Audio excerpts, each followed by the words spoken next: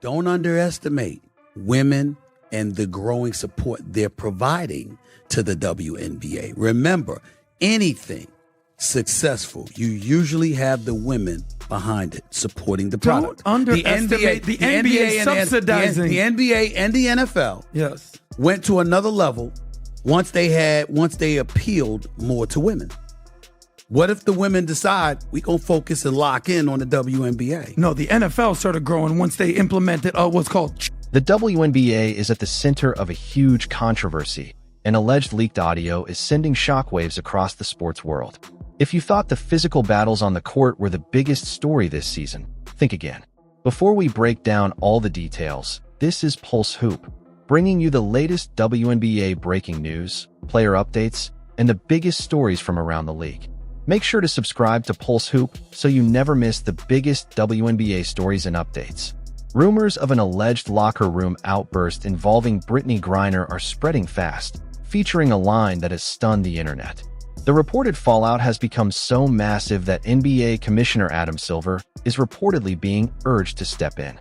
There are claims of possible suspensions, emergency executive meetings, and a major public relations effort to protect the league's growing audience. Just when it seemed the controversy could not get any bigger, Griner-Clark returned and made the decision impossible to ignore. Stay with us because we are breaking down every part of this story. To understand how everything reached this point, we have to start with Griner-Clark. The relationship between veteran players and Clark has become one of the biggest storylines in professional sports.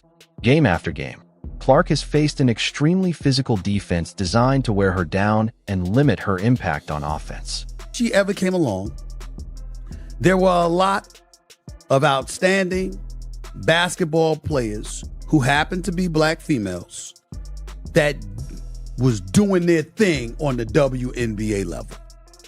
And they never got this kind of shine.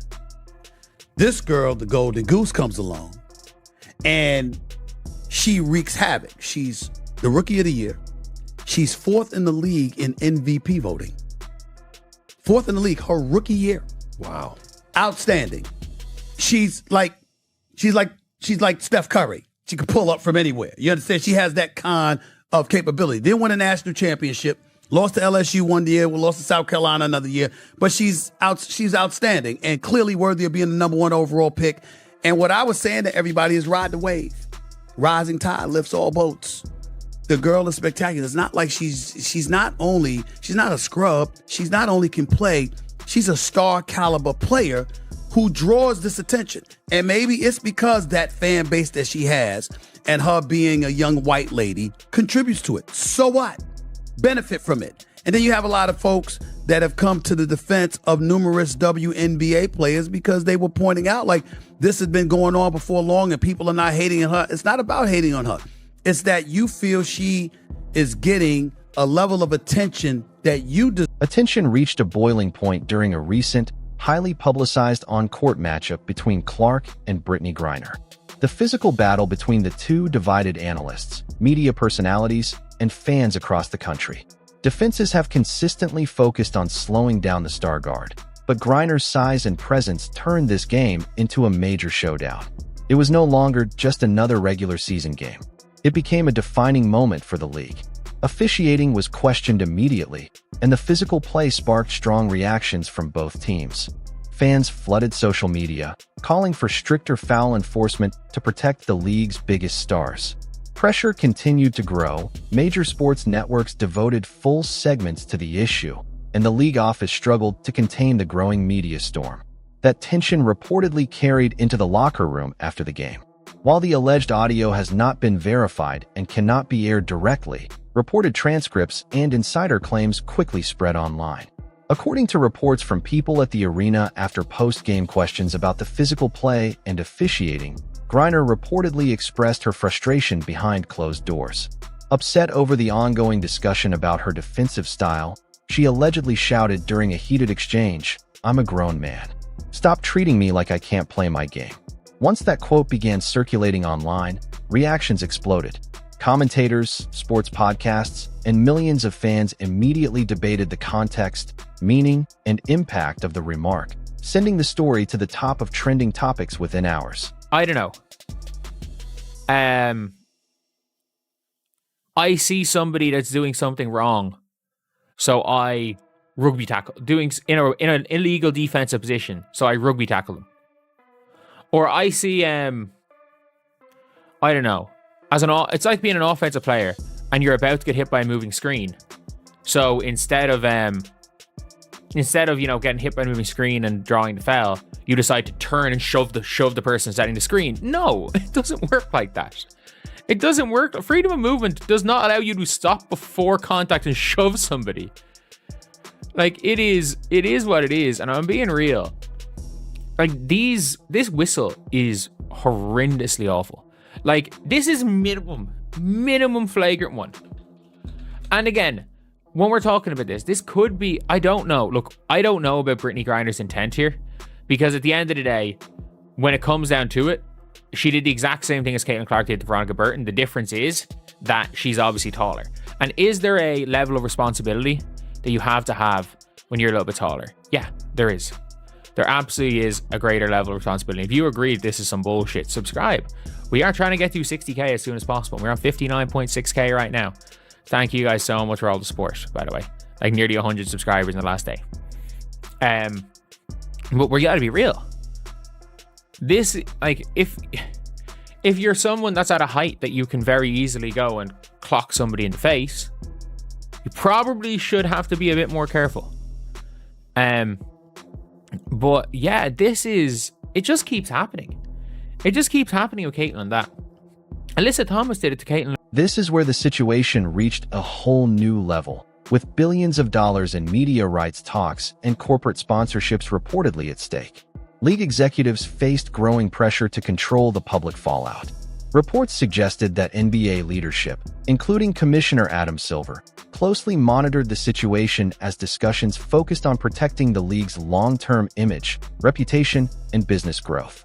Speculation spread across major news outlets about whether high-level intervention, formal investigations, or major disciplinary actions would follow to restore order. Just as the league's public relations teams tried to contain the story, an unexpected development came from inside Indiana's locker room. Sophie Cunningham, a well-known Indiana Fever guard recognized for speaking her mind and growing media attention, stepped directly into the public conversation. With you, Brittney Griner, where she says, right there, watch this. Every time we play her, there's this commotion, like this loud rumbling from the stands. Turns out it's people, thousands of them, just sitting there watching on purpose. It's very disruptive. She says WNBA games used to be a chill, quiet place. You could bring your laptop and relax, maybe even get a little work done. But now it's like there's large gatherings of people watching us from the stands. Some of them are yelling crazy shit about what they're seeing, putting unfair pressure on us to score, like we're there for their entertainment. You are. The whole thing is toxic. I saw a guy with his daughter in the crowd, both of them yelling, couldn't hear what they were saying exactly, but it was either my performance or some light racism. But here's where I'm going with this. So the WNBA says they want to get paid more. They're saying this year they're going to make $1 billion. That's what they're saying, okay? For the first time ever. Now that Griner-Clark is hurt for 2 weeks, did you see ticket prices? Insane. Let me read you the ticket prices. After Griner-Clark's been hurt for 2 weeks. All right? So let's go through this. Griner-Clark absence is having an immediate impact beyond the court. According to data shared by Yahoo Sports via TickPick, prices for 2 specific Indiana Fever away games against the Chicago Sky and the Washington Mystics dropped sharply after Clark was sidelined. Before the injury, the lowest ticket available for Fever's matchup in Chicago was $86.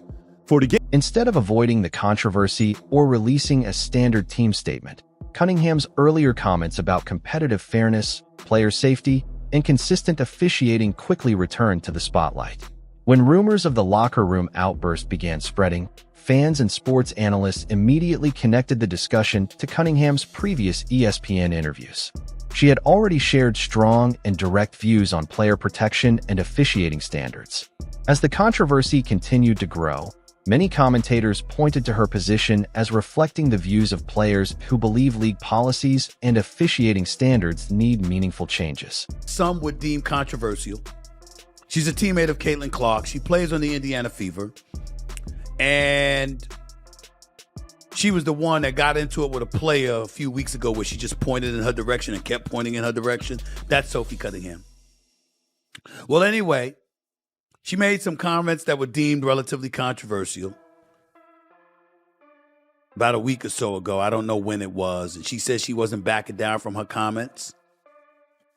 And it was regarding trans athletes in women's sports. Matter of fact, she went so far as to say she doesn't think her comments were controversial at all. She shared her opinion on a polarizing topic in an interview with ESPN this week where she claimed she felt a duty to, quote, protect young girls in a locker room or young girls in sport who shouldn't have to go against biological men. That's what she talked about. She was asked to expand on the quote when meeting with the media on Wednesday, and she made it clear that's how she feels. Quote, I said what I said, Cunningham told reporters. But rather than me just saying that, let's hear from Sophie Cunningham herself. Listen to what she had to say. Talked about wanting to protect young girls who shouldn't have to go against biological men. Just can you expand your viewpoint on that? I mean, I think I said what I said. I think it's kind of common sense.